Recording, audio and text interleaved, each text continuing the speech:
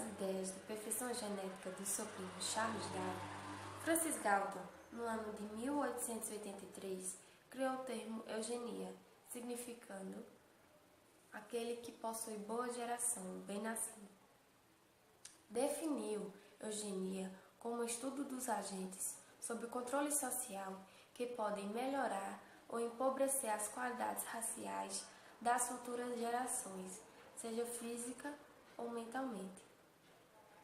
O que fez a eugenia ganhar mais simpatizantes foi a redescoberta dos trabalhos de Gregor Mendel, que conseguiu provar a transferência das características entre as gerações. Inicialmente, teve pouca repercussão na Inglaterra, ganhando força nos Estados Unidos e na Alemanha, com as palestras e conferências realizadas por Galton. Foi objeto de estudo por diversos cientistas e pensadores. Os seus maiores simpatizantes eram da classe média, que se sentiam perturbados com os problemas sociais urbanos de suas cidades. Francis Galton tinha como objetivo aperfeiçoar a espécie humana. Os defensores da eugenia positiva queriam povoar o planeta de gente sã. Já na eugenia negativa, foi falado que a inferioridade ela era hereditária. E para livrar a espécie futura da degeneração, deveriam eliminar os indivíduos inadequados, utilizando métodos de esterilização, segregação, concessão de licenças para casamentos e a adoção de leis para restringir a imigração. Cerca de 60 a 70 mil pessoas foram esterilizadas nos Estados Unidos. Na Alemanha, com o nazismo, pouco mais de 6 milhões de judeus morreram. As práticas eugênicas acabaram por rotular as pessoas como aptas ou não, gerando uma onda de discriminação e preconceito. Negros, judeus, doentes com má formação, os deficientes, eles foram exterminados, todos esses foram exterminados graças a esses discursos ideológicos cientificistas que acabaram por levar a humanidade a um estado de barbárie. Dentre as principais características do nazismo, destacou-se a sua concepção de que existia uma raça superior a todas as outras. E para eles, esta era a raça ariana, a raça branca e perfeita, perpetuada da linhagem sanguínea dos povos germânicos que deram origem ao Estado alemão. Esse conceito que deu origem ao genocídio do povo judeu tem seu alicerce no conceito de eugenia, que apesar de não ter sua origem no nazismo, foi na Alemanha nazista onde ela teve sua forma mais radical. A eugenia foi a política social racial da Alemanha nazista. Ela procurava melhorar a raça ariana, eliminando todos que eles consideravam como indignos de viver, como era o caso dos homossexuais, dos deficientes físicos, deficientes mentais, criminosos, degenerados, dissidentes e todos que eles consideravam fora dos padrões do ariano perfeito, tirando eles assim da cadeia da hereditariedade. Em 1935, com as leis de Nuremberg, foi proibido aos alemães que se casassem ou tivessem contato sexual com pessoas judias, pessoas com problemas mentais, pessoas com problemas hereditários ou doenças contagiosas. Mas em 1983 já era lei a esterilização de pessoas com problemas hereditários e a castração de delinquentes sexuais ou pessoas que a cultura nazista assim considerasse, como era o caso dos homossexuais. Já em 18 de agosto de 1939, um circular do Ministério do Interior obrigava os médicos e parteiros do Reich a separar em seções especiais crianças que sofriam de alguma deficiência ou anomalia, onde elas seriam mortas por meio de injeção de drogas ou pela fome. No outono desse mesmo ano, Hitler decidiu também por fim a existência indigna de ser vivida das pessoas com alguma deficiência mental. Primeiramente, a ordem foi dada de forma verbal. Depois, uma ordem neste sentido foi dada por uma carta escrita no decorrer do mês de outubro, cuja data foi alterada para o mês de setembro, mais exatamente para o dia 1º de setembro de 1939. Na mesma época em que praticava essas atrocidades, Hitler e seu alto escalão de oficiais também preparavam o isolamento e o extermínio de judeus, poloneses, ciganos e de pessoas que consideravam de alguma forma nocivas. Ao final da guerra, em 1945, mais de 6 milhões de pessoas haviam sido mortas nos campos de concentração. O movimento de eugenia no Brasil teve grande repercussão e reuniu jornalistas, engenheiros e médicos que visavam a solução para o desenvolvimento do país. Estas pessoas buscavam fazer com que só um tipo genético povoasse a chamada nação do futuro. Ou seja, eles excluíam negros, imigrantes asiáticos e deficientes de todos os tipos, para que só tivessem brancos de descendência europeia na Terra.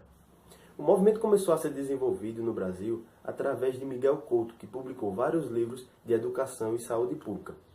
Couto não se agradava com a imigração japonesa da época. Portanto, na Constituição de 1934, ele foi um dos responsáveis por um artigo que controlava a entrada de imigrantes no país. Nos primeiros anos do século XX, no Rio de Janeiro, havia uma ideia de que todas as epidemias da época eram causadas pelos negros recém-libertos. Portanto, a eugenia seria basicamente uma forma de higiene social, fazendo com que termos como a eugenia, higiene e o saneamento fossem a solução para o desenvolvimento do país. Ao se deparar com as teses de Miguel Couto, o médico e sanitarista Renato Kell, considerado pai da eugenia, decidiu que a comunidade científica deveria se esforçar mais.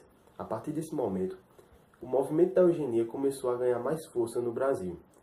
Renato foi responsável pela segregação de deficientes, pela obrigatoriedade da educação eugênica nas escolas, com testes mentais em crianças de 8 a 14 anos e esterilização dos chamados anormais e criminosos. Renato também conseguiu reunir grandes autoridades médicas e também biólogos e cientistas favoráveis à ideia da eugenia. Outra pessoa importante foi o radialista Roquete Pinto, que liderou o Congresso de Eugenia no Rio de Janeiro em 1929.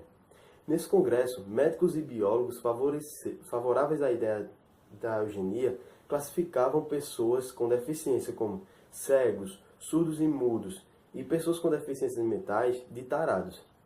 Outro evento de grande importância no Brasil foi um concurso onde foi premiada 3 garotas brancas que foram classificadas como boas procriadoras. Portanto, a ideia de eugenia no Brasil era que as melhores características se desenvolvessem nas pessoas para que o progresso do país fosse maior. A eugenia e a bioética é o que vamos falar agora. A eugenia, um procedimento com o objetivo de um melhoramento genético para o futuro, porque no século XIX os governantes entendiam que era preciso melhorar a questão genética para que a saúde pública melhorasse no futuro. Eles criaram uma forma de pesquisas que matavam as crianças, até porque criaram leis que as crianças, ao completar 3 anos de idade, que não tinham geneticamente uma qualidade boa, eram eliminadas. Pessoas deficientes, pessoas de deficiência mental, pessoas com doenças incuráveis, todas elas eram eliminadas. Para você entender melhor, até se você tinha uma questão moral boa, você era selecionado. Quando você não tinha uma questão moral boa, você também geneticamente não servia para eles. No pensamento deles, não sei qual era a qualidade que eles queriam, mas essa era a questão da eugenia no século XIX, que conflitava com a bioética. A bioética que vem no longo do tempo diminuindo o índice de vulnerabilidade, com esse objetivo de diminuir o índice de vulnerabilidade, que é onde eles se penetram para usar a questão prática da eugenia. Nós brasileiros éramos vistos como pessoas pobres, carentes, sem saneamento. Mas o primeiro código de ética, lá da Nuremberg, foi, no seu artigo 2º, nos garantiu o princípio da beneficência. A Lei 12.288, em seu artigo 1º, ele trouxe para todos nós a exclusão dessa questão eugênica e também nos garantindo a igualdade social. A Declaração Universal sobre Bioética e Direitos Humanos nos garantiu a pluralidade cultural de um povo, garantindo a dignidade humana. A Unesco nos garantiu, trazendo as diretrizes que teve a elaboração do Comitê Internacional de Bioética e também pelo Comitê Intergovernamental de Bioética sobre a questão genética. Na América Latina, a bioética se preocupa com a vulnerabilidade. Melhorando esse índice de vulnerabilidade, facilita uma melhor dignidade humana. Francis Galton entende que, como a genética é possível, o melhoramento genético animal, é possível o melhoramento genético humano, agora através do casamento, com uma reprodução de boa qualidade. Portanto, essa é a questão eugênica e a questão bioética.